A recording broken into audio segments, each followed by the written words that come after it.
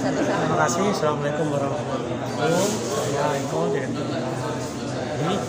Yatim Mandiri ini adalah lembaga zakat nasional yang memang berkomitmen untuk memberikan yatim dan duafa. Memang program-program kali ini mempersiapkan anak-anak yatim ini mulai dari balita, bayi ya, sampai ke usia sekolah, sampai ke remaja dan dewasa, sehingga dia sudah nanti dewasa dalam keadaan mandiri dan produktif. Sehingga harapan kami ini sesuai dengan program pemerintah, ini bisa membantu pemerintah dalam hal menekan jumlah penduduk yang berada di bawah kemiskinan. Nah, kami mentargetkan setiap tahun ada 150 anak yatim yang bisa mandiri. Jadi saat ini kami punya binaan sekitar 11.800. Nah, kami mentargetkan setiap tahun ada 150 anak yatim yang dia sudah bisa mengentas dari atau berubah statusnya dari mustahik dia menjadi mustahik. Dan kebetulan ini momentum Muharram dan kemerdekaan ya, ini kita jadikan sebagai momentum untuk lebih lebih maju lagi ya, lebih kencang lagi dalam menjalankan program-program khususnya untuk pemberian yatim dan duafa. Dari itu hari ini kami melakukan launching program orang tua asuh dan sedekah pangan dalam rangka untuk mempersiapkan generasi muda yang mandiri dan mandiri. Pak Eko, kalau untuk penjaringan anak yatim kan biasanya kan terpusat di daerah tertentu. Ya, tapi kalau untuk bisa menyasar ke pelosok ke seluruh Indonesia secara merata itu diupayakan oleh yatim mandiri seperti apa? Ya, jadi memang kalau cabang kami hanya punya 50 cabang di 50 kota. Tapi kami komitmen bahwa anak yatim di seluruh Indonesia juga bisa menjadi binaan yatim mandiri. Nah, nanti adik-adik yang mungkin siapapun mungkin orang tua ya yang ingin anaknya yang memang statusnya yatim dan ingin dibina oleh yatim mandiri nanti bisa lewat website yatim mandiri. Nanti di situ kan ada WA center yatim mandiri. Nah, itu nanti bisa konsultasi dengan WA center yatim mandiri. Kalau di situ ada cabangnya ya nanti bisa langsung ke kantor cabang. Apresiasi program kegiatan hari ini terkait dengan gerakan orang tua asuh dan sedekah pangan. Program ini sangat luar biasa karena kita berharap generasi yang akan datang adalah generasi yang berkualitas terkait dengan kesehatannya, pendidikannya, juga harapan dari bangsa dan negara menjadi anak-anak yang dapat mengabdikan diri untuk bangsa dan negara di masa yang akan datang. Alhamdulillah, selamat lembaga Amil Zakat Nasional Yayasan Yatim Mandiri yang sudah meluncurkan, yang sudah meluncing program anak asuh dan pangan, sedekah pangan, anak asuh dan sedekah pangan yang hari ini diluncing. Mudah-mudahan pastinya program ini akan relate dengan program-program yang ada di Kementerian Agama, bahwa tujuan kita itu memang adalah untuk mengurangi tingkat kemiskinan yang ada di Indonesia, termasuk salah satunya adalah mengangkat para anak yatim ini menjadi lebih baik, menjadi mempunyai masa depan yang bagus, karena mereka adalah aset bangsa yang harus memang kita lakukan pembinaan, harus kita rangkul untuk menjadi para pemimpin yang berkualitas ke depannya. Jadi nanti ketika dia sudah dewasa, dia tidak lagi menjadi beban pemerintah. Dia tidak lagi menambah jumlah orang miskin di desa, tapi justru nanti mereka bisa mandiri, ya, bisa produktif. Syukur-syukur mungkin sekian persen dari anak binaan kami bisa menjadi pemimpin negara ini. Ya, bisa menjadi presiden, ya, bisa menjadi menteri, ya, itu bisa menjadi wali kota, bupati, gubernur dan lain sebagainya. Amin ya robbal alamin. Mohon doa dan bantu semua. Nah, kami menganggap bahwa nanti anak-anak binaan kami ini paling tidak 1-3 dekade yang akan datang mereka sudah produktif. Yang mungkin sekarang masih usia mungkin belasan tahun atau mungkin masih di bawah 10 tahun ya, tapi paling tidak nanti 1-3 dekade mendatang mereka sudah siap menjadi generasi penerus yang bisa membuat negeri ini menjadi lebih maju dan nah, bagaimana Yatim Mandiri menyiapkan generasi mudanya nanti ke depannya agar supaya bisa maju dan produktif? Kami membagi dalam 3 klaster. Jadi program kami kita bagi dalam 3 klaster, ada klaster bayi dan balita.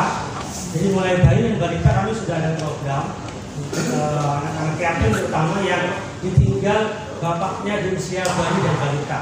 Jadi dari Kementerian Agama Republik Indonesia, khususnya dari Direktorat Pemberdayaan Zakat dan Wakaf, kami di sini bersama dengan Ibu Linda Sukmawati baru saja mendapatkan arahan dari Bapak Direktur, Bapak Profesor Dr. Waryono Abdul Ghafur, MAG, memberikan tugas kepada kami berdua untuk menghadiri acara ini. Beliau tidak sempat hadir karena masih ada agenda lain yang harus ada kontribusi di dalam program Kampung Zakat, yaitu program yang diinisiasi oleh pemerintah.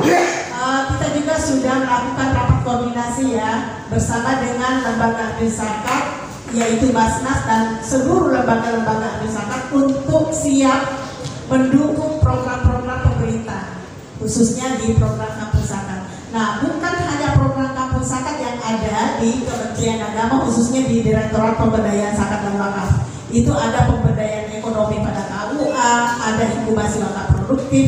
Nah, ini semua diharapkan lembaga-lembaga zakat itu untuk siap berkontribusi. Dan itu sudah menyampaikan komitmennya kepada Kementerian Agama bahwa lembaga-lembaga zakat ini itu siap untuk melakukan Bapak Ibu yang hadir di sini, para undangan dan dia juga cantik, Mbak Cantik, yang juga mengawal kita ya dari tadi, mungkin dari acara ini. Kita mohon maaf, salam dari untuk khusus untuk Pak Direktur. Kemudian beliau juga tadi seperti yang dikatakan oleh Ibu Andi Yasri, pastinya di hari pertama beliau bekerja, di hari pertama beliau mengemban amanah selaku Direktur Pemberdayaan Zakat dan Wakaf, ada hal-hal yang memang agendanya lumayan cukup maraton. Tadi pagi kita rapin, kemudian setelah itu Pak Direktur harus dibantai bertemu dengan Pak Menteri, kemudian nanti pukul 1 kita juga masih ada rapat juga. Mohon dimaklumi beliau tidak bisa hadir dan salam untuk Bapak dan Ibu yang ada di sini semua. Kemudian pastinya juga saya ingin mengapresiasi untuk Basnas Yatim Mandiri yang sudah berkiprah, yang sudah membangun negeri dengan anak-anak yatimnya. Untuk tadi saya sedikit menyimak untuk mengentaskan kemiskinan atau mengurangi tingkat kemiskinan. Pastinya program ini juga sejalan dengan Kementerian Agama yang juga negara perlu hadir dan harus hadir di tengah-tengah masyarakat. Ada program Kampung Zakat, kemudian kita juga ada program pemberdayaan hukuman, di mana kita mengangkat para UMKM muda yang memang terpuruk ketika itu, apalagi pandemi itu melanda kita. Pandemi bukan hanya negara kita saja yang terkena dampaknya, imbasnya, tapi juga di seluruh dunia. Jadi zakat itu merupakan jaring pengaman sosial pastinya untuk masyarakat bertingkat paling bawah. Dan pastinya juga saya juga sekali lagi mengucapkan terima kasih kepada Yatim Mandiri dan apresiasi untuk program-program yang digulirkan khususnya untuk para anak yatim. Kita bersama-sama merapatkan barisan untuk mencapai goal bersama, untuk mencapai goal yang lebih besar, untuk mengurangi tingkat kemiskinan tadi yang memang kita juga mengharapkan, seperti saya di samping kita mempunyai program yang tadi disebutkan, inkubasi wakaf produktif, awal pemberdayaan ekonomi rumah, kemudian Kampung Zakat yang memang sudah eksis di masyarakat. Kita juga memiliki program literasi zakat dan wakaf. Literasi zakat dan wakaf ini menginginkan kita di tahun 2027 zakat wakaf itu menjadi solusi untuk kemaslahatan umat. zakat wakaf untuk kemaslahatan dengan program yang akan dilaunching oleh Lasnas Yatim Mandiri pada hari ini.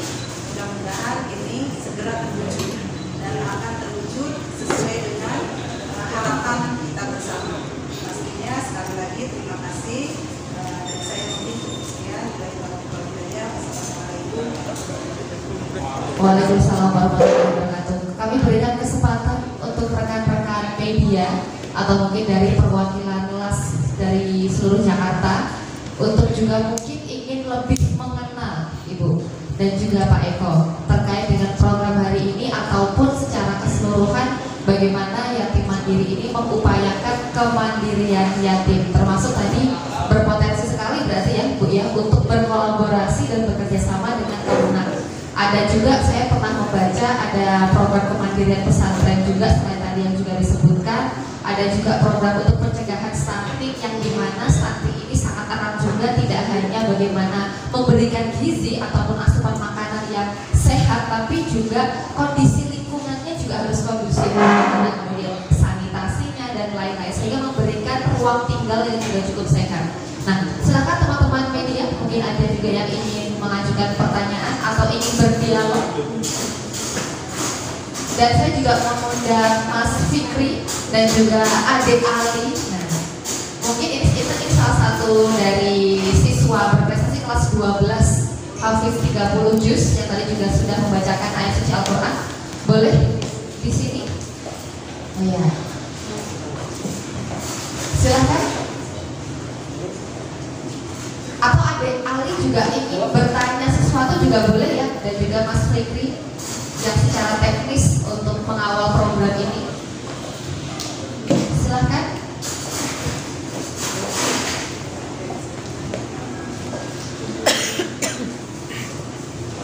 Dari media ada yang mengajukan pertanyaan? Adakah yang ingin bertanya atau berdiskusi sekaligus berdialog? Mumpung ada perwakilan Kementerian Agama di sini dan juga Pak Eko jauh-jauh dari Jawa Timur, dari Surabaya sudah langsung